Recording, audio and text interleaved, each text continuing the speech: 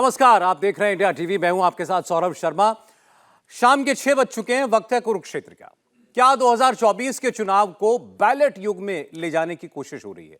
आज ये सवाल इसीलिए क्योंकि विपक्ष की तरफ से एक बार फिर ईवीएम की बातें शुरू हो गई हैं। 2024 के आम चुनाव से पहले ईवीएम पर सवाल उठ रहे हैं। ईवीएम से चुनाव होने पर भाजपा को 400 सीटें मिल जाएंगी, ये तमाम दावे हो रहे हैं। वीवीपैट की पर्चियां गिनने की मांग करने के लिए तमाम विपक्षी दल इंडिया अलायंस की बैठक में भी बात करते हैं। इसके बाद जयराम रमेश सोशल मीडिया पर पोस्ट करके कहते हैं कि हम ये मुद्दा इलेक्शन कमीशन के सामने उठाने की कोशिश कर रहे हैं, लेकिन हमें मिलने का समय नहीं मिल रहा। ओवरसीज कांग्रेस के अध्यक्ष सैम पित्रोदा ईवीएम की विश्वसनीयता पर सवाल भी उठाते हैं। इसे साबित करने के नाम पर कह देते हैं कि यह उनका काम नहीं है। सवाल बिल्कुल साफ है। हिमाचल, कर्नाटक, तेलंगाना में अगर कांग्रेस पार्टी जीतती है तो ईवीएम की चर्चा कोई नहीं करता। अपने बढ़े हुए वोट शेयर का प्रचार और इसे मोदी की हार बताने की होड़ लगती है। लेकिन जब किसी प्रदेश में हार मिल जाए तो एक बार फिर ईवीएम की बातें होने लगती हैं। कांग्रेस पार्टी का ईवीएम पर सवाल उठाना इसलिए भी हैरान करता है क्योंकि देश में बैलेट की जगह ईवीएम से चुनाव का फैसला कांग्रेस सरकार का था। बीते 9 वर्षों में तकरीबन 14 विधानसभा चुनावों में इसी ईवीएम से कांग्रेस पार्टी जीती भी है।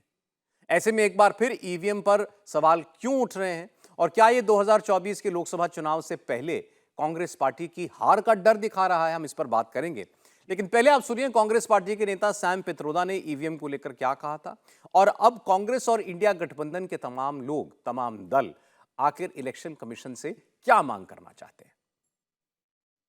सबसे बड़ा इश्यू अभी है ईवीएम। हमारी दृष्टि से उसमें बड़ा सीधा सवाल है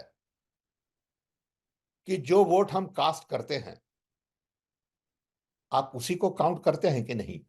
प्रॉब्लम वीवीपैट से ही। आप ये रिपोर्ट पढ़िए ध्यान से तो आपको पता चलेगा कि जब वीवीपैट नहीं था तब तक ईवीएम स्टैंड अलोन मशीन था।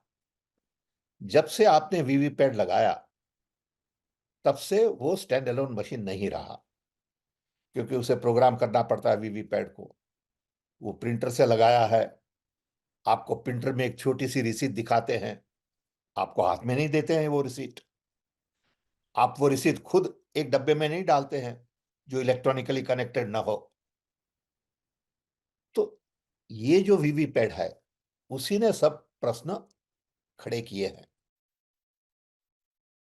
अलायंस ने रेजोल्यूशन पास किया है इसके बारे में, लेकिन ये खाली पॉलिटिकल पार्टी का इश्यू नहीं है, ये मेन इश्यू है वोटर का। तो हमारा वोट है ना, किसी भी पार्टी को जाए, you have to make sure that my vote that I am casting is the vote you are going to count. ये अभी क्लियर नहीं है। ईवीएम पर आज की इस चर्चा में हमारे साथ मेहमान जुड़ चुके हैं। स्वागत करते हैं। प्रेम शुक्ला जी भारतीय जनता पार्टी से हमारे साथ हैं। प्रेम जी स्वागत है आपका। हर्षप्रीत खड़ियाल जी कांग्रेस पार्टी से हमारे मेहमान हैं। खड़ियाल साहब स्वागत आपका भी। रीना गुप्ता जी आम आदमी पार्टी से हमारे साथ हैं। रीना जी आपका स्वागत है। AK वाजपेयी साहब LJP रामविलास पार्टी से हमारे साथ हैं। वाजपेयी साहब का स्वागत है। हम चर्चा शुरू करें उससे हमारे दर्शकों की कुछ जानकारी के लिए 2-4 बातें जानना बड़ी महत्वपूर्ण है। अभी आप जो सैम पित्रोदा कांग्रेस पार्टी के नेता जिनको आप सुन रहे थे, उन्होंने 2 बुनियादी सवाल खड़े किए हैं। पहला सवाल उन्होंने ये खड़ा किया कि ईवीएम हैक हो सकती है या नहीं हो सकती। इसको लेकर के आप सब जानते हैं कि इलेक्शन कमीशन ने एक बार पहले हैकाथॉन नाम से एक चैलेंज भी, एक चुनौती भी रखी थी कि उसमें सभी दलों के बुलाया गया था और कहा गया था कोई भी व्यक्ति इस ईवीएम को हैक करके दिखाए। तब यह कहा गया था कि ईवीएम एक स्टैंड अलोन मशीन है। स्टैंड अलोन मशीन का मतलब इसमें कोई तार नहीं है, ये किसी और चीज से जुड़ी हुई नहीं है, इसलिए यह हैक नहीं की जा सकती। सैम पित्रोदा कह रहे हैं कि अब जब उसमें वीवीपैट जोड़ दिया गया तो वो एक स्टैंड अलोन मशीन नहीं रह गई, इसलिए उसकी इंटीग्रिटी पर सवाल खड़ा किया जा सकता है। एक सवाल। दूसरा सवाल उन्होंने कहा कि बुनियादी बात यह है कि वोटर, मैं या आप कोई भी, अगर हम किसी एक पार्टी को, एक उम्मीदवार को वोट दे रहे हैं, बटन दबा रहे हैं, तो वो जो पर्ची निकल रही है उसमें किसका नाम है, मेरा वोट जिसको गया उसी का वही वोट गिना गया या नहीं गिना गया, इस बात का प्रमाण होना चाहिए। और इसीलिए यह मांग की जा रही है इलेक्शन कमीशन से कि देश भर में जितने भी वीवीपैट की पर्चियां निकलती हैं, यानी एक वोट एक वीवीपैट की पर्ची, सीधा सा मतलब है, वो हर वीवीपैट की पर्ची का मिलान होना चाहिए, उसकी गिनती होनी चाहिए। फॉर एग्जाम्पल अगर देश के अंदर 100 करोड़ वोट पड़ता है तो 100 करोड़ वीवीपैट की पर्ची भी गिनी जानी चाहिए और उसका मिलान भी होना चाहिए मेरे वोट के साथ। तब जाकर के माना जाएगा कि चुनाव पूरी तरीके से विश्वसनीय है, फुल प्रूफ है। इस पर सुप्रीम कोर्ट में इलेक्शन कमीशन ने एक हलफनामा दाखिल किया, क्योंकि यह मांग लेकर के कुछ और स्वतंत्र संस्थाएं भी गई थी सुप्रीम कोर्ट। वहां इलेक्शन कमीशन ने यह कहा है कि अगर एक एक वीवीपैट की पर्ची गिनी जाने लगी देश के चुनाव में, तो ये बैलेट काल में, जब ठप्पा लगाते थे हम पर्ची पर और बैलेट बॉक्स में डालते थे और कई दिन लगते थे गिनने में, चुनाव को डिक्लेयर करने में, ये उसी बैलेट काल में जाने के बराबर होगा। तो क्या ये मुमकिन है? और उससे ईवीएम से चुनाव कराने के युग में जो हमने प्रवेश किया, वो सारी तरक्की जो है वो बर्बाद नहीं हो जाएगी? तो मैं हर्षमीत खड़ियाल साहब से शुरुआत करना चाहता हूं। सर, अपनी मांग जो है एक बार आप, मैंने कोशिश की, आप भी जरा दर्शकों को बता दें, इलेक्शन कमीशन से मुलाकात करके क्या मांग करना चाहती हैं विपक्षी पार्टियां? देखिए, ट्रांसपेरेंसी है। सिंपल शब्दों में कहा जाए तो सिर्फ और सिर्फ ट्रांसपेरेंसी डिमांड कर रही है 28 प्लस पॉलिटिकल पार्टीज का जो गठजोड़ा इंडिया अलायंस का, और देश के 130 करोड़ लोग भी चाहते हैं कि ट्रांसपेरेंसी हो। जिसको वो वोट देते हैं, वोट उसी को जाए। अगर उनको इस चीज की अश्योरिटी मिल जाएगी तो उसमें दिक्कत क्या है? और दूसरी बात, जहां तक ये बात कर रहे हैं भारतीय जनता पार्टी के कुछ लीडर्स टिप्पा टिप्पणी कर रहे हैं, मैं शर्मा साहब इनको बता दूं कि अडवाणी साहब को तो बुला दिया है, लेकिन अडवाणी साहब ने 2009 में क्या कहा था बतौर लीडर ऑफ ऑपोजिशन, उसको ना भारतीय जनता पार्टी काइंडली बुलाए। पहली main stream party Bharatiya Janata party खुद थी जिसने इलेक्ट्रॉनिक वोटिंग मशीन पे, ईवीएम पे सवाल खड़े किए थे और डिमांड किया था कि बैलेट पेपर यूज होना चाहिए।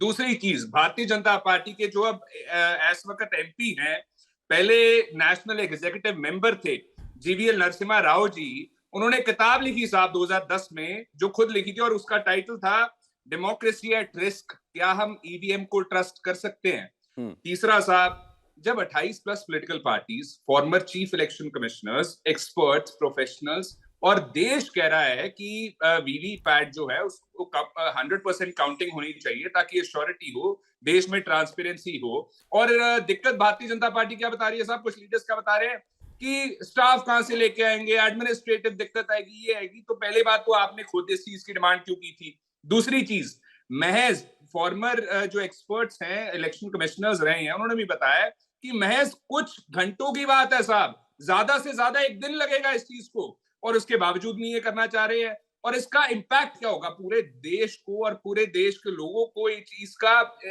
आश्वासन होगा, श्योरिटी होगी कि एटलीस्ट हमने जिसको वोट डाला था उसको वोट गया है। अभी क्या होता है साहब, 7 सेकंड के लिए स्लिप दिखाई देती है और उसके बाद वो गायब हो जाती है और काउंटिंग भी नहीं होती उस चीज की। तो हम सिर्फ ये चीज कह रहे हैं कि भारतीय जनता पार्टी जो कॉन्फिडेंस दिखा रही है ईवीएम में, इतना कॉन्फिडेंस लेके कहां से आ रही है, क्यों लेके आ रही है? और ट्रांसपेरेंसी बढ़ेगी तो दिक्कत क्या है? दूसरी बात साहब, देखिए ऐसा है कि 120 कंट्रीज जो हैं लोकतंत्र को प्रैक्टिस करती हैं, डेमोक्रेसी को प्रैक्टिस करती हैं, 120 के अराउंड। तो उनमें से साहब 2019 तक महज 25 देशों ने ईवीएम को एक्सपेरिमेंट किया या ईवीएम को यूज करके देखा, महज 25। तो भारतीय जनता पार्टी को इससे दिक्कत क्या? और सबसे बड़ी बात, इनसे सवाल पूछेगा, ये कह रहे हैं ईवीएम हैक नहीं हो सकता। तो 2019 के लोकसभा पोल में 373 कंस्टिट्यूएंसीज में जब वोटिंग हुई साहब, उनमें से 373 में से 220 में ज्यादा वोट पड़ गए। मतलब 220 कंस्टिट्यूएंसीज में सरप्लस वोट्स थे, जितने है ही नहीं वोटर, उससे ज्यादा वोट्स पड़ी हुई हैं। तो अगर हैक नहीं हो सकती, माल फंक्शन नहीं हो सकता, तो ये साहब कैसे हो गया? तो इस चीज का भारतीय जनता पार्टी से, अच्छा ठीक है खड़ियाल साहब, मैं दूसरे मेहमान के पास जाऊं। आपने दो बातें कही, तो जरा मैं पहले आपसे पूछ लूं। आपने कहा कि इतने कम देश हैं जो ईवीएम से चुनाव कराते हैं, तो पहले ईवीएम से चुनाव पर तो कोई दिक्कत नहीं है ना आपको, आपकी मांग है वीवीपैट की पर्चियां गिनी जाएं। दूसरा बात आपने कही थी कि विश्वसनीयता का सवाल है, तो आपको चुनाव के पारदर्शी होने पर कोई शक है क्या? भारत में जो चुनाव आयोग इलेक्शन कराता है वो ट्रांसपेरेंट है, इसमें आपको कोई शक है क्या? नहीं, देखिए बात ये है साहब, शक मुझे लगता है भारतीय जनता पार्टी को इस चीज पे नहीं होना चाहिए कि देश ट्रांसपेरेंसी नहीं चाहता है। और दूसरा शक भारतीय जनता पार्टी जो कर रही है, मुझे समझ नहीं आ रहा कि भारतीय जनता पार्टी ये शक, ये कंजेक्चर्स, ये अजम्पशंस क्यों ड्रॉ करना चाह रही है, और क्यों भारतीय जनता पार्टी की सरकार इंश्योर नहीं कर रही कि सुप्रीम कोर्ट ने जो कहा कि सीजेआई साहब को, चीफ जस्टिस ऑफ इंडिया साहब को अपॉइंटमेंट कमेटी का एक मेंबर बनाया जाए। इन्होंने क्या किया, भारतीय जनता पार्टी ने, आप दो मुद्दों को जोड़ रहे हैं। मेरा अभी तो सर, अभी सवाल केवल ईवीएम का है, अब आप कह रहे हैं कि इलेक्शन कमिश्नर कैसे चुने जाते हैं उस नहीं प्रक्रिया नहीं पर, नहीं, वो विषय अलग है। देखिए ऐसा नहीं, वो शर्मा विषय साहब अलग पता है। क्या है, देखिए इलेक्शन कमीशन ऑफ इंडिया ने डिसाइड करना है कब इलेक्शन होगा, कहाँ बिल्कुल पे होगा, कहाँ पे री इलेक्शन होगा, बिल्कुल। सब कुछ डिसाइड तो इलेक्शन कमीशन ने करना है। चीफ इलेक्शन कमिश्नर ने, 2 इलेक्शन कमिश्नर्स ने, तो हाँ उनकी अपॉइंटमेंट किसने करनी है? मोदी साहब ने करनी है, उनके द्वारा चुने गए हाँ, तो मंत्री ने आप करनी इसका है। मतलब ये कह रहे हैं कि अगर इलेक्शन कमीशन मोदी सरकार चुनती है तो तो इलेक्शन कमिश्नर जो है वो ठीक ढंग से चुनाव कराते हैं या नहीं कराते हैं, इस हम पर कह प्रश्न रहे है। हैं, नहीं हम कह रहे हैं कि सुप्रीम कोर्ट ने कहा है चीफ जस्टिस ऑफ इंडिया साहब को कमेटी का मेंबर बनाओ। अच्छा Bharatiya Janata party supreme court के ऑर्डर को अंडरमाइन कर रही है। ठीक है, अच्छा चलिए। अंडरमाइन क्या, सर्कमेंट कर रही है, बाईपास कर रही है। तो भारतीय जनता पार्टी से पूछेगा कि इनको दिक्कत क्या है अगर सीजीआई साहब, चीफ जस्टिस मैं ऑफ पहले इंडिया ये साहब अगर मैं पूछ लूंगा। मेंबर मैंने ऑफ तो द आपसे पूछा कि आप मुझे इतना बता दीजिए कि ईवीएम से दोबारा बैलेट बॉक्स पर तो नहीं जाना चाहते ना, आप केवल इतना चाहते हैं कि भाई पर्चियां गिने सारी की सारी, इतनी ही बात है ना। 100% ऑल राइट, ठीक है। काउंटिंग। अच्छा चलिए ठीक है, मैं थोड़ी सी एक जानकारी और दे दूं प्रेम शुक्ला जी के पास, फिर मैं जाता हूं। अब आप सोच रहे होंगे कि अगर ये इतनी बुनियादी सी बात है जो कांग्रेस पार्टी कह रही है तो इसमें दिक्कत क्या है, और क्या ये इलेक्शन कमीशन ने इससे पहले कभी सोचा नहीं होगा। तो जो प्रोसीजर है वो ये कहता है कि भारत, जैसे इलेक्शन कमीशन ने अपने हलफनामे में ये भी बताया कोर्ट को कि आज की तारीख में जो नियम है वो ये कहता है कि भारत में जितने भी चुनाव होते हैं, हर विधानसभा सीट, अगर एक लोकसभा का इलेक्शन भी हो रहा है एक सीट का, तो उस लोकसभा सीट के अंतर्गत जो है कई विधानसभा क्षेत्र आते हैं। एक विधानसभा क्षेत्र के अंदर कई पोलिंग बूथ होते हैं। तो ऐसे हर असेंबली सेगमेंट के अंदर किन्हीं भी 5 पोलिंग बूथ्स की सारी वीवीपैट की पर्चियां गिनी जाएंगी, यह नियम कहता है। तो देश के अंदर अगर 4000 लगभग विधानसभा क्षेत्र हैं तो उसमें 20,600 ईवीएम वीवीपैट की मशीनों की गिनती होती है, आज भी होती है। वो 5 विधानसभा क्षेत्र कोई भी हो सकते हैं। इसके अलावा दूसरा एक अधिकार जो हर वोटर को है, हम जहां जितने लोग बैठे हैं उनको भी, अगर हम वोट डालते हैं, जो हमने बटन दबाया और यहां वीवीपैट की पर्ची निकली, वो 7 सेकंड तक विजिबल रहती है, दिखती है। उस 7 सेकंड में कोई भी वोटर जाकर के ये देख सकता है कि ये मेरी पर्ची है या नहीं है। वो जाकर के मांग भी कर सकता है कि इसको इलेक्शन, वो जो वहां पर जो पोलिंग एजेंट है जो वोट डलवा रहा है, वो उसको दिखाए कि मेरा वोट जो है मैंने जहां डाला ये उसको गया या नहीं गया। ये पर्ची लेकिन उस वोटर को दी नहीं जाती, वो बाद में एक बक्से के अंदर गिर जाती है। तो ये सिस्टम है।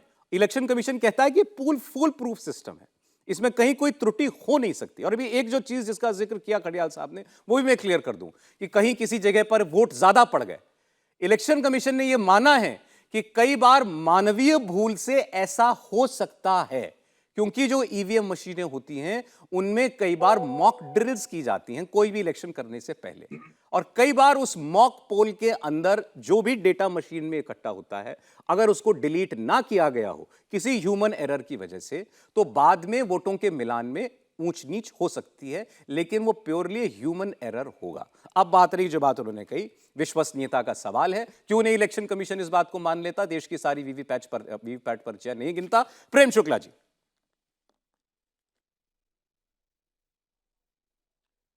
देखिए, ये तो इलेक्शन कमीशन को निर्णय लेना, उसमें भारतीय जनता पार्टी इलेक्शन, वो बार बार कह रहे थे बीजेपी नहीं करने देती, बीजेपी नहीं कर रही है।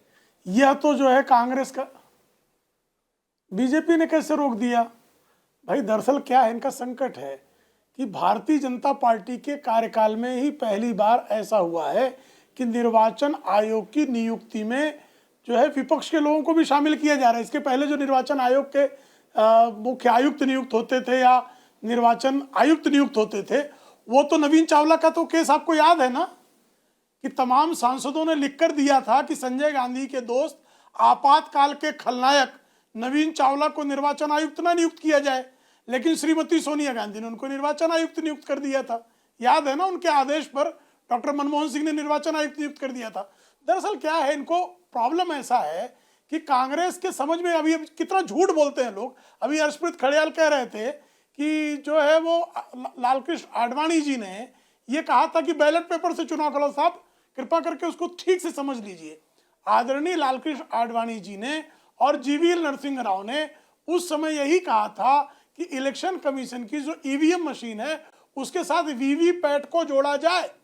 और आपने 2004, 2009 के और 2010 में भी जब इलेक्शन कमीशन की मीटिंग हुई तो कांग्रेस वीवीपैट जोड़ने के लिए तैयार नहीं थी।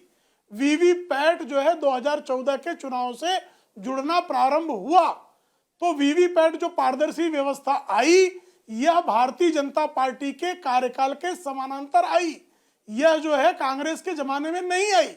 और ये ईवीएम मशीन लाई जानी चाहिए, ये 1977 में आप ही का प्रस्ताव था, वो भी आपातकाल के जमाने में। 1982 में बिना पीपल्स रिप्रेजेंटेशन एक्ट में किसी प्रकार का संशोधन किए आपने केरल के एक असेंबली इलेक्शन में ईवीएम का प्रयोग कर दिया था। कालांतर में सुप्रीम कोर्ट ने, चूंकि आपने जन प्रतिनिधित्व अधिनियम में संशोधन नहीं किया था, इसलिए उस इलेक्शन को खारिज कर दिया था। तो भाई साहब, अब ईवीएम पे वीवीपैट 2004, 2009 लगातार 2 चुनाव में वीवीपैट का प्रबंधन, वीवीपैट का इंतजाम नहीं हुआ और उसका प्रयोग नहीं हुआ।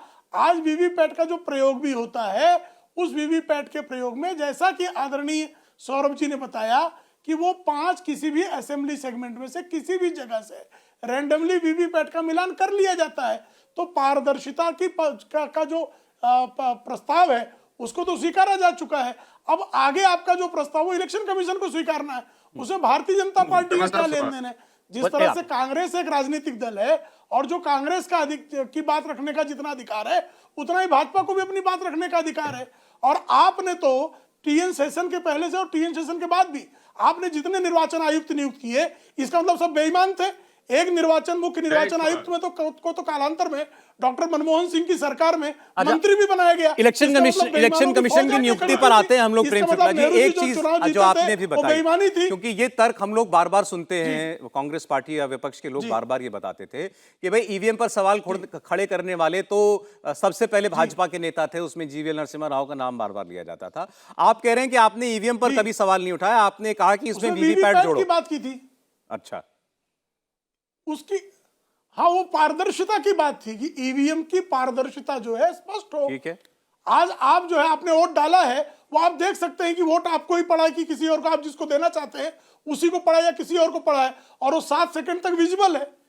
और कालांतर में किसी भी कभी रैंडमली जो है कोई भी ईवीएम मशीन को चेक का काउंट हो जाता है बाद में। अच्छा, ठीक है। 5 असेंबली सेगमेंट्स में अगर लोकसभा चुनाव है और अगर असेंबली इलेक्शन है तो अलग अलग बूथों का जो है किया जा सकता है। ये तो इलेक्शन कमीशन को तय करने दीजिए ना।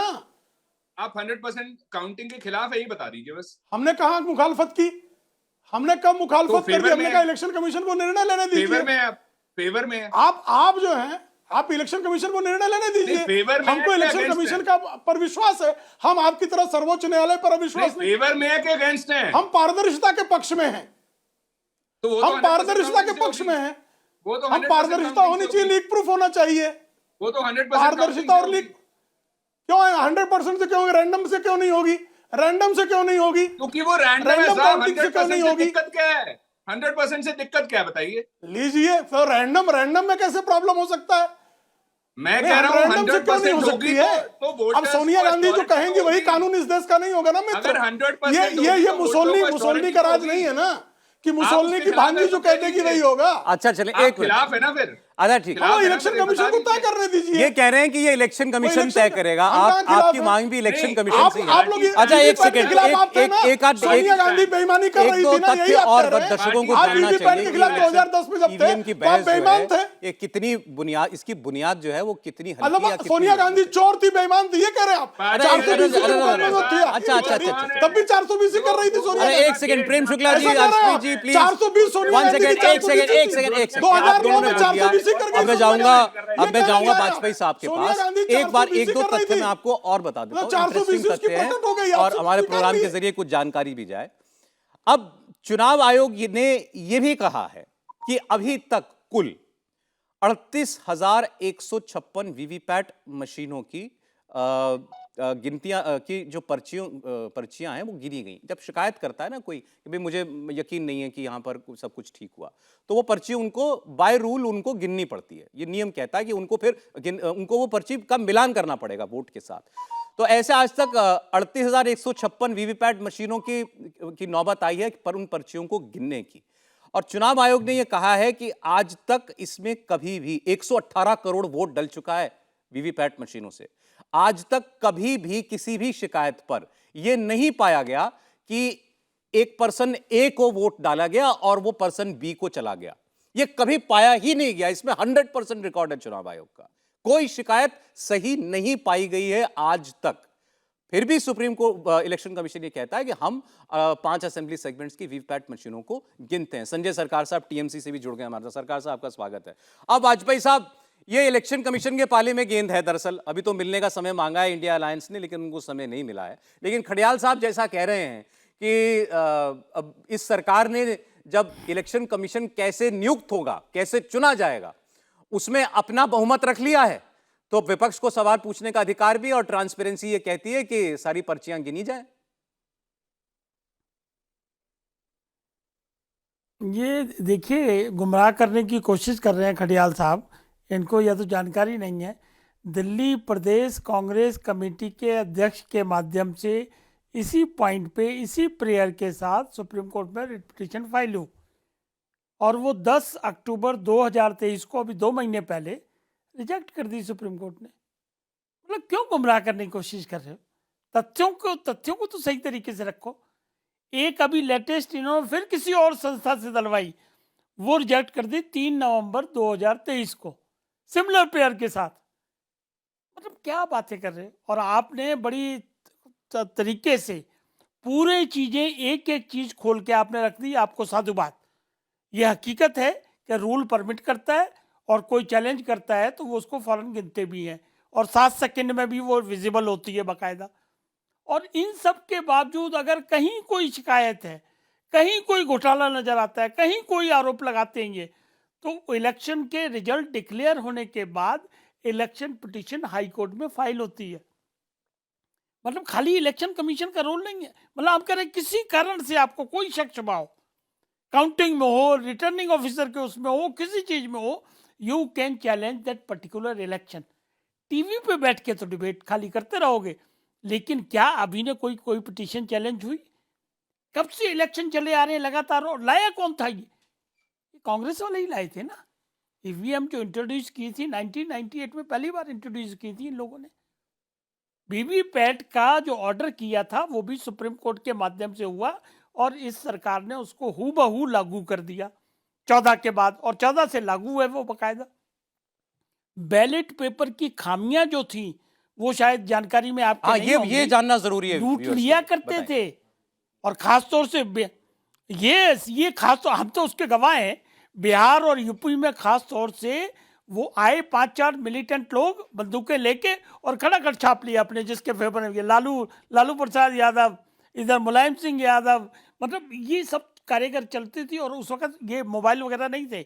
हम लोग बाकायदा और पार्टी ऑफिस में बैठ के फैक्स से मैसेज आते थे कि फला बूथ लूट गया, फला बूथ लूट गया, फला बूथ लूट गया। हम भागे भागे इलेक्शन कमीशन जाते थे, फिर वो इलेक्शन के बूथ वाइज काउंटर माइन कराया करते थे। मतलब हम लोगों ने सब देखा है हर चीज। इलेक्शन कमीशन ने, जब इन लोगों ने पीछे ज्यादा शोर मचाया, तो इलेक्शन कमीशन ने सब पार्टियों को बुलाया कि भाई हमने मशीन रख दी 3 दिन तक, खुली पड़ी है मशीन आपके इलेक्शन कमीशन ऑफिस में, आइए इसको टेस्ट करिए, चैलेंज करिए। कोई पार्टी नहीं गई। हर इलेक्शन से पहले ऑल पार्टी मीटिंग होती है, सारी चीजें उसमें डिस्कस की जाती हैं, सारी चीजें म्यूचुअली डिसाइड की जाती है। मतलब क्या चाह रहे हो? अभी आप जीते हो, कर्नाटक जीते हो, हिमाचल 2 राज्य तो आप जीते ही हो, फिर अभी तेलंगाना जीते हो, इसी ईवीएम से जीते हो, इसी प्रोसेस से जीते हो। मतलब क्या कंफ्यूजन, हर जगह कंफ्यूजन है आपको। लोकतंत्र की दुहाई दोगे, सुप्रीम कोर्ट की नहीं, उस पर बहुत सारे लोग ये संविधान की कहते हैं कि दुहाई भाई दोगे, 1-2 राज्य और तो सुप्रीम जिताने कोर्ट ने पड़ते हैं जो विपक्ष अभी को भी, 3 वरना नवंबर लोग समझ जाएंगे कि तो बहुत बड़ा खेल हो रहा है। अरे ये कहानियों से थोड़ी होता है काम, कि कहानी इंटरनेट पे भी कहानी बना लाओ कि लेके आ जाओगे, अडानी पे भी कहानी लेके आ जाओगे, फिर छोड़ के भाग जाओगे। अब कुछ नहीं मिला। एक्चुअल क्या है आपने शर्मा जी, एक्चुअली ये है कि विपक्ष के पास कोई मुद्दा पकड़ में नहीं आ रहा। और मुद्दा पकड़ में कैसे आएगा? कुछ हो गवर्नमेंट के खिलाफ तो लाओ। आप लगाते हो और भाग जाते हो, लगाते हो भाग जाते हो। नहीं, तो लेकिन इससे ये एक शक का जनता बीज इस तो बातों बोने को की यकीन कोशिश है नहीं ना कर रही है। वाजपेयी साहब। और आज जब देश की इतनी सारी पार्टियां खड़े होकर के ईवीएम कुछ कहती हैं कि भाई चलो, चलिए मैं गलत सही मांग पे नहीं जा रहा हूं, लेकिन जब आप इतना ईवीएम के बारे में बात करते हैं, तो एक आम मतदाता, एक आम वोटर के मन में आप एक बात तो डालने की कोशिश कर रहे हैं ना कि भाई सब कुछ ठीक नहीं है, तो जो हमको नतीजा दिखाई देता है उसको उसको पूरी तरीके से सच मत मानना। अरे वोटर, एक वोटर पोलिंग बूथ में जाता है, वोट डालता है, उसको विजिबल है 7 सेकंड तक। वो फौरन देख लेता है मेरा वोट कहाँ गया। भारत का वोटर जो है ना बहुत समझदार है, हर चीजों को बड़ी तरीके से समझता है, वेरीफाई भी करता है, उसके बाद अपनी राय बनाता है। इनकी गुमराह वेरीफाई कैसे होता है? देखने से वेरीफाई हो गया? काउंटिंग से नहीं वेरीफाई होगा? नहीं है। देखने से कैसे वेरीफाई हो जाएगा? जब काउंटिंग होगी तभी वेरीफाई होगा करो ना, वहाँ आपके काउंटर वो रिप्रेजेंटेटिव होते हैं कि नहीं होते हैं? अरे वही जो आपके रिप्रेजेंटेटिव होते हैं वो कुछ करेंगे नहीं करेंगे? नहीं, खाली टेलीविजन पे ही वेरिफिकेशन कर लोगे? आप भी ट्रांसपेरेंसी के खिलाफ हैं? किसके खिलाफ? हम आपको क्यों बताएंगे? खिलाफ हैं? नहीं, आप कौन है? आप जैसे आप पार्टी हो हम भी पार्टी है, आपको कौन बताएगा? आप पॉलिटिकल पार्टी, हम भी पॉलिटिकल पार्टी है। जहाँ सही प्लेटफॉर्म पे पूछा जाएगा वहां बताया जाएगा। और ये हम बता रहे हैं कि उसमें उसका जवाब सुनिए ना, उसमें कोई त्रुटि नहीं है।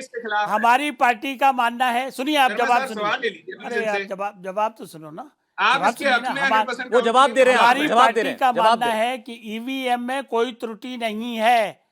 अरे यार सुनते नहीं। हमारी पार्टी का मानना है कि ईवीएम से चुनाव कराने में कहीं किसी तरह की कोई त्रुटि नहीं है, फुल प्रूफ प्रोसेस है ये, और डेमोक्रेसी की शान है ये। इसलिए इसमें त्रुटियां निकालते हैं वो लोग जनता को गुमराह करने का। तो बोल दीजिए ना 100% काउंटिंग नहीं होनी चाहिए, बोलिए तो सही, एक्सपोज तो होइए सबके सामने। अरे हम क्यों बोलेंगे? सुप्रीम कोर्ट ने बोला हुआ है आपको, सुप्रीम कोर्ट ने बोला हुआ है। पहले 5% का तो मिलान करा लीजिए, फिर 100 की बात करिए। आपका एक भी अच्छा मैं अब आपसे खडियाल साहब, सरदार साहब के पास में जाऊं उससे पहले वो आपका, मैं आपसे एक सवाल पूछ रहा हूं, प्लीज मेरे को हाँ ना में आप जवाब दीजिएगा, मुमकिन हो आपके लिए तो। आप जब ये मांग कर रहे हैं तो इसका मतलब आप ये कह रहे हैं कि भाई वोटों की गिनती में या ईवीएम से जो वोट डाला गया उसमें धांधली की गुंजाइश है, चोरी गड़बड़ी की जा सकती है, ये मान रहे हैं ना आप? मुझे सवाल कर रहे हैं शर्मा साहब? हाँ, आपसे पूछ रहा हूं मैं। जी देखिए, मैं तो कह रहा हूं कि धांधली की बात नहीं है साहब, उससे ज्यादा बात है ट्रांसपेरेंसी इंश्योर होने की। अब मैंने सवाल पूछा था शुक्ला साहब को, Bharatiya Janata party. Sir please एक सेकंड, आप फिर कहना ट्रांसपेरेंसी शब्द कह के मत चली जाइए ना। आप कहते हैं कि हमको ट्रांसपेरेंसी चाहिए, इसका मतलब आप कह रहे हैं कि भाई गड़बड़ हो सकती है, हम उससे बचना चाहते हैं, हम सबूत चाहते हैं, यही तो मतलब है ना? देखिए ऐसा है, मैं आपको दो चीजें बता रहा हूँ शर्मा साहब। एक तो इन्होंने कहा कि 7 सेकंड के लिए पर्ची दिखाई देती है, उसके बाद चली जाती है। तो चली जाती है ना, वो काउंट नहीं ना होती, दिक्कत ये है। दूसरी बात ये है, अगर सारी वीवीपैट स्लिप्स काउंट हो जाएंगी तो इससे डबल एश्योरिटी मिल जाएगी वोटर्स को, देश को। इलेक्शन का मामला है, सरकार का मामला है, देश के फ्यूचर का मामला है, तो इसमें दिक्कत क्या है? दिक्कत ज्यादा से ज्यादा ये हो सकती है कि कुछ घंटे लग जाएंगे, एक दिन लग जाएगा काउंटिंग में, which is not really a problem. ये तो दिक्कत भी नहीं है, लेकिन ये बहाना बना रही है भारतीय जनता पार्टी और एलजेपी। जब मैं सवाल पूछ रहा अभी उन्होंने प्रेम शुक्ला जी ने बार-बार कहा इसमें बीजेपी को क्यों घसीट रहे हैं आप? इलेक्शन कमीशन से आपने मांग की है, इलेक्शन कमीशन तय करेगा।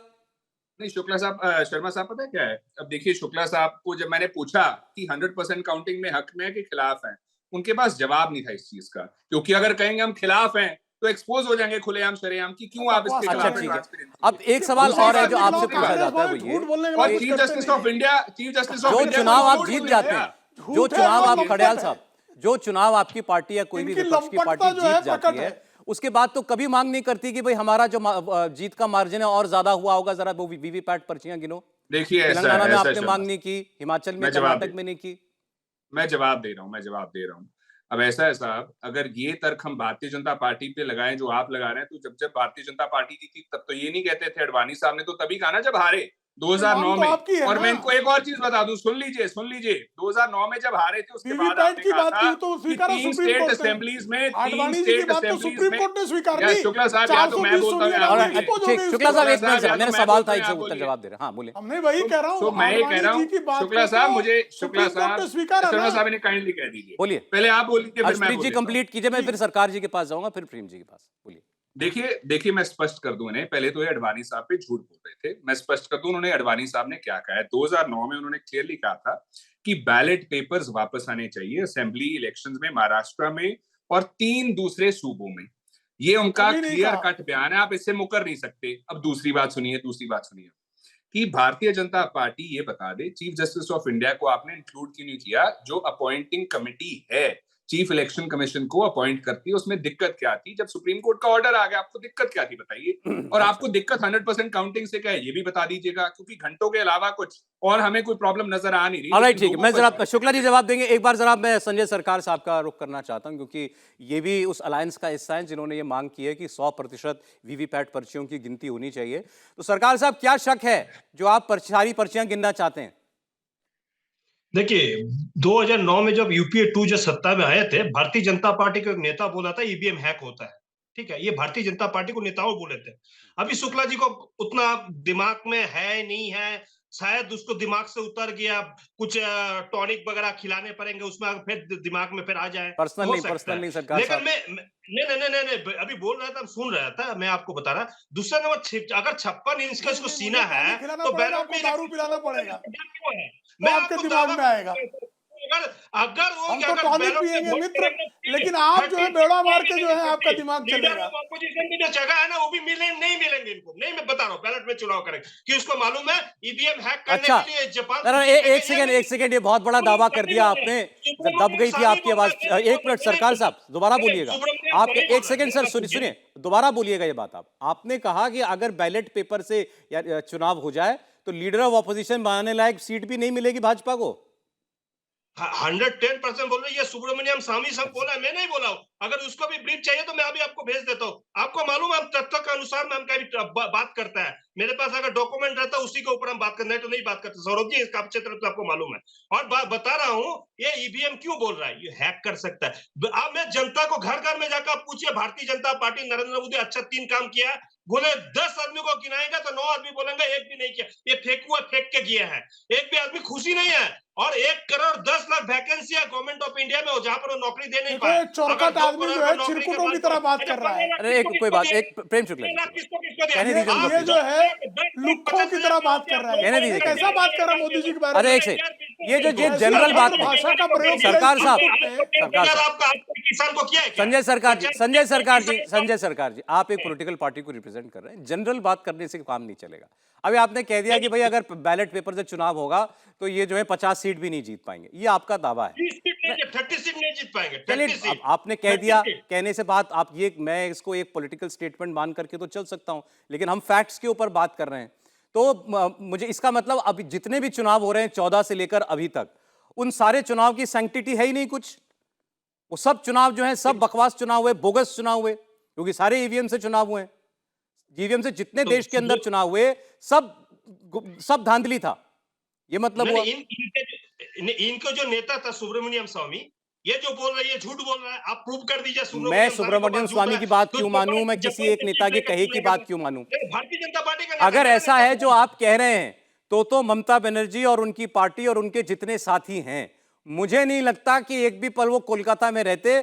यहां दिल्ली में आकर के प्रधानमंत्री आवास, सुप्रीम कोर्ट, देश की पार्लियामेंट, हर चीज को घेर लिया गया होता। अभी तक देश में चुनाव नहीं होने दिए जाते जब तक आपको ये श्योरिटी नहीं मिलती कि चुनाव फेयर होंगे। देश में अगर एक भी पार्टी को सच में ये शक हो कि चुनाव में धांधली होती है तो वो ऐसा बड़ा हंगामा खड़ा करेगी। और आप जानते हैं मुझसे बेहतर सरकार साहब कि दुनिया देखे, चुनाव आयोग मालिक का तोता है, ये मानता है कि नहीं आपको मालूम नहीं है। और जो देश को जब प्रशासन है वो मालिक का तोता बन गया है, और सीबीआई ईडी इसको मालिक का तोता बन गया, एनआईए इनकम टैक्स मालिक का तोता बन गया। और जितना इलेक्शन कमीशन तोता है, सब मोदी सरकार मालिक है, इलेक्शन कमीशन तोता है। अब मैं जवाब ले रहा हूं आपकी बातों का। चलिए, ब्लैकमेल करके इसको रुका जा रहा है। मैं आपकी बात का जवाब दूंगा। घूम फिर के बात देखिए वहीं आ गई। ये इलेक्शन कमीशन की नियुक्ति सरकार ने अपने हाथ में ले ली है। सुप्रीम कोर्ट ने कहा था भाई इसमें चीफ जस्टिस ऑफ इंडिया को भी रखो, लेकिन सरकार ने कानून बना दिया। उसके अंदर प्रधानमंत्री होते हैं, अब एक वरिष्ठ मंत्री होंगे और उसके अलावा अपोजिशन के एक लीडर होंगे, और वो तय करेंगे कि इलेक्शन कमीशन की नियुक्ति कैसे होती है। अब उन्होंने कह दिया कि भाई ये तो जो मालिक चाहेगा वही तोता जो है वो चुना जाएगा। प्रेम शुक्ला जी, देखिए, इसका एक तो पहली बात है कि ममता बनर्जी जो हैं असंवैधानिक रूप से फर्जीवाड़ा करके चुनी गई मुख्यमंत्री हैं। इसलिए उनको पहला काम करना चाहिए कि तत्काल मुख्यमंत्री अरे अब सुनना पड़ेगा आप सरकार साहब, प्लीज प्लीज सुनिए, उन्होंने जो फर्जीवाड़ा करके चुनाव जीती है। सवाल का जवाब देना। अब बीच में क्यों आ गए? अब उनको बोलने का अधिकार है। ममता बनर्जी जो है सरकार साहब उनको फर्जीवाड़ा बोलने करने का, वाली, आपने इतनी बड़ी बातें की, सबने सुना ना। प्रेम शुक्ला जी की आवाज आए जरा, अब सर ऐसे बात नहीं हो पाएगी। अब चिचिया के और मित्र, ये सिद्ध हो गया कि ममता बनर्जी जो है फर्जीवाड़ा करके, ईवीएम हैक करके उन्होंने चुनाव जीता है। तो वो जो है असंवैधानिक, गैर कानूनी ढंग से मुख्यमंत्री पद पर विराजमान हुई है। यह पहली बात तो श्रीमान सरकार जी ये मान रहे हैं।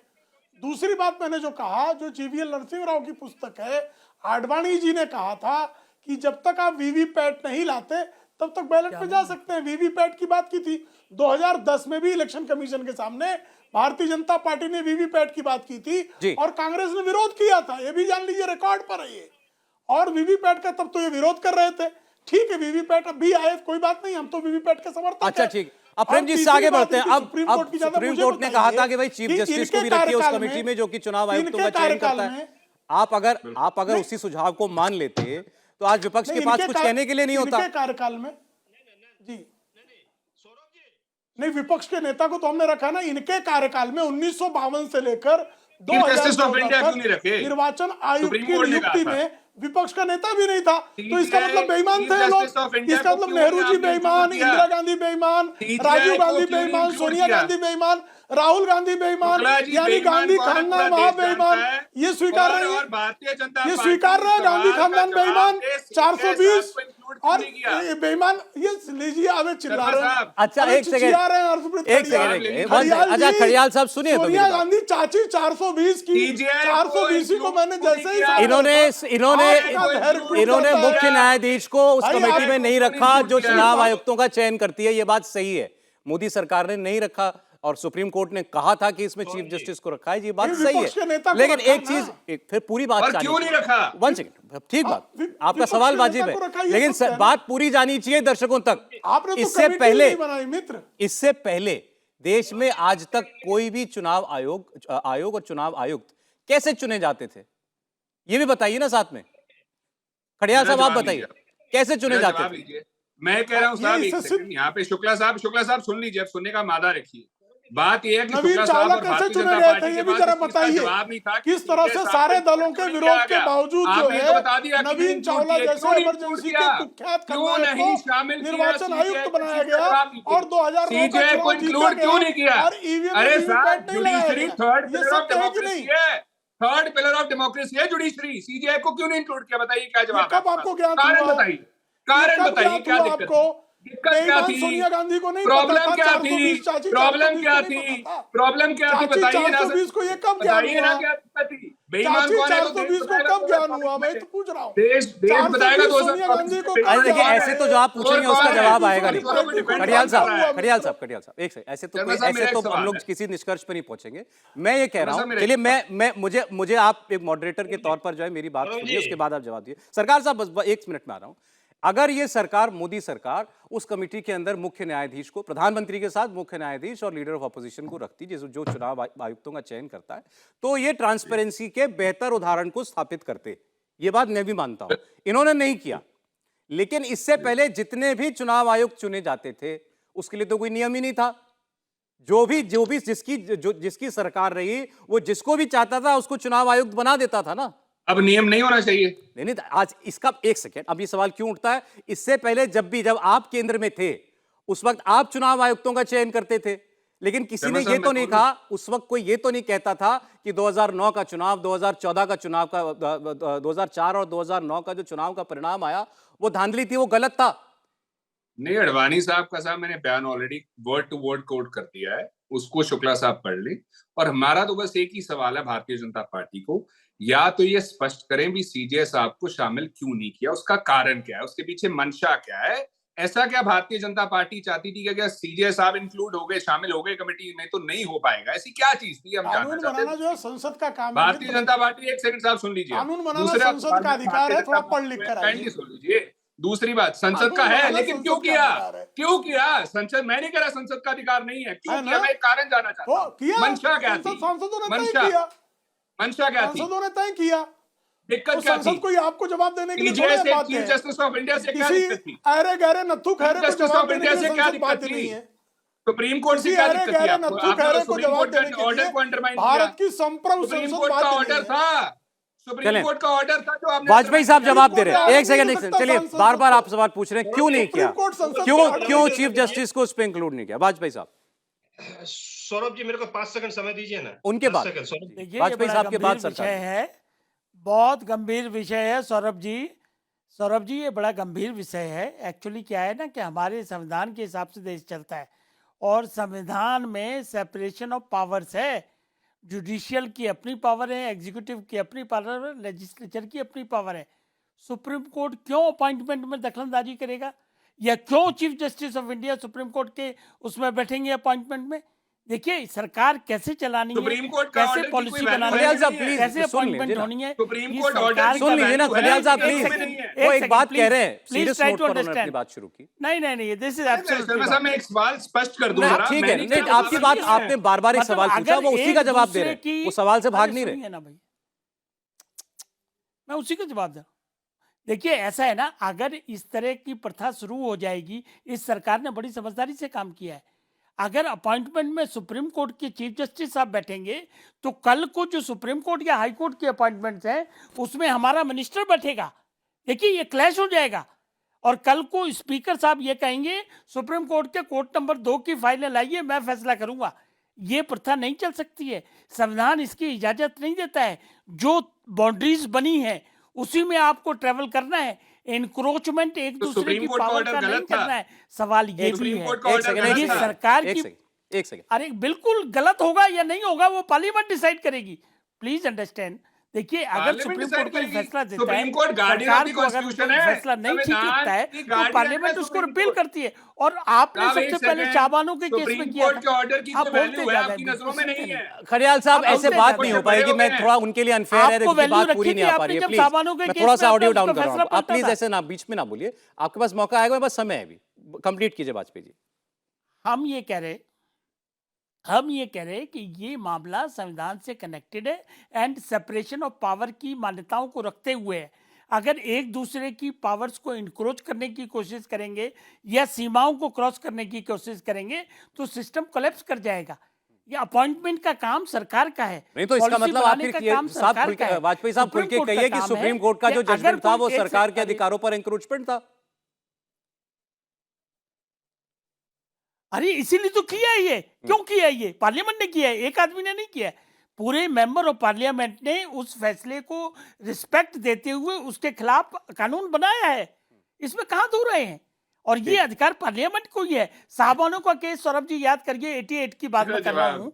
ये कांग्रेस ने सबसे पहले फैसला पलटा था, प्रथा इन्होंने शुरू की है, लेकिन वो संविधान सम्मत है।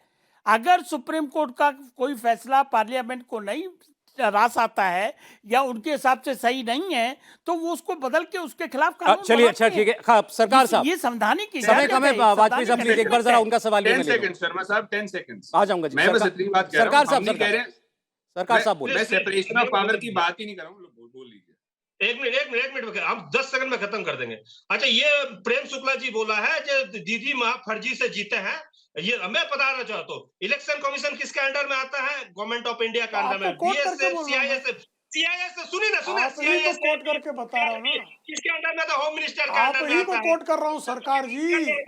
अगर मैं फर्जी से 420 में जीता, आप तो 840 है। आप ही कह रहे हैं ईवीएम गलत है तो मैं कह रहा हूँ उसी के आधार पर 840 है, 840 है कि माने आप 1680 दीदी 420 आप 880। आखिरी 10 सेकंड अगर खड़ियाल जी आप कोई पॉइंट कहना चाह रहे हैं। थैंक यू शर्मा साहब, यहाँ पे मैं एक चीज स्पष्ट कर दूं, यहाँ पे मेरा सवाल कुछ था, जवाब कुछ है। मैंने नहीं कहा कि सदन के पास पावर नहीं है, मैंने नहीं कहा आप नहीं कर सकते थे, आपने कर दिया। मैं तो मंशा जानने की कोशिश कर रहा था कि उस चीज के पीछे मंशा क्या थी, सीजेएस आपको इंक्लूड क्यों नहीं करना चाहते थे, कारण तो बता दीजिए। एलजेपी बता दे, बीजेपी बता दे कि क्यों नहीं होना चाहिए था। इस चीज का जवाब ले लीजिए इनसे। अब मेरे पास समय नहीं है, मुझे लगता है वाजपेयी साहब ने जितना मुमकिन था उस पर खुलकर जवाब दिया। ये सेपरेशन ऑफ पावर्स का मामला है और उसमें सरकार ने पार्लियामेंट के सामने विषय आया और उसमें जो उचित समझा वो फैसला लिया। वो कह रहे हैं रिस्पेक्टफुली हमने जो सुप्रीम कोर्ट का जजमेंट था उसको टर्न डाउन करते हुए वो पार्लियामेंट के अंदर लॉ बनाया है। उन्होंने मेरे ख्याल से काफी साफ कह दिया। बहुत शुक्रिया, समय इतना ही था। प्रेम शुक्ला जी, हर्षप्रीत खड़ियाल जी, वाजपेयी साहब, सरकार साहब, आप जुड़े हमारे साथ। अब देखिए, ये इलेक्शन कमीशन के सामने मामला पहुंच तो गया है। इलेक्शन कमीशन से मुलाकात होती है विपक्ष के नेताओं की, तो ये वीवीपैट की सारी पर्चियां गिनी जाएं, इस पर क्या फैसला इलेक्शन कमीशन लेता है।